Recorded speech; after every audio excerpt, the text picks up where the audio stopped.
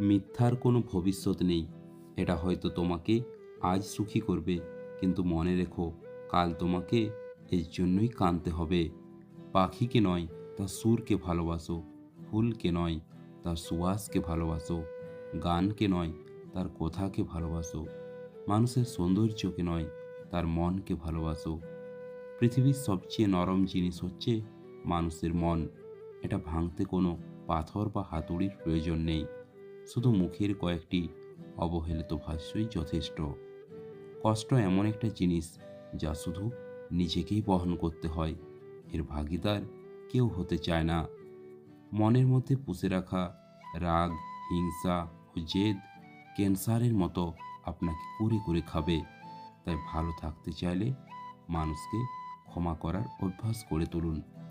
নিজের কিছু পরিবর্তন খুব প্রয়োজন, তার মধ্যে অন্যতম হলো কথা কম বলা।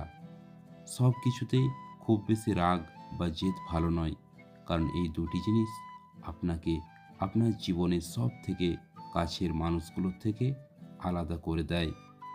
মিথ্যার কোনো ভবিষ্যৎ নেই।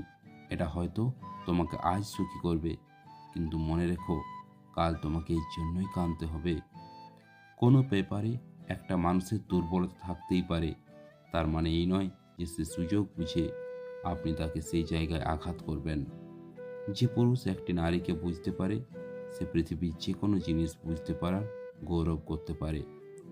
অহংকার মানুষগুলো মাটিতে পা ফেলে যেমন হাঁটতে চায় না, ঠিক তেমনি তারা ডানা মেলে আকাশে উড়তেও পারে না, কেননা অহংকার হলো ভারী একটা বোঝা। একটি পুরুষ সেই সময় ভেঙে পড়ে যখন নিজের জীবন বাজি রেখে পরিবারের জন্য কঠোর পরিশ্রম করে যায়, কিন্তু তাকে বোঝার মতো কেউ থাকে না। ভালো কথা খুঁজে না পেলে চুপ থাকো। খারাপ কথা বলার জন্য কেউ কোনোদিন নোবেল পায়নি, এমনকি চুপ থাকার অপরাধে কারো কখনো ফাঁসি হয়নি।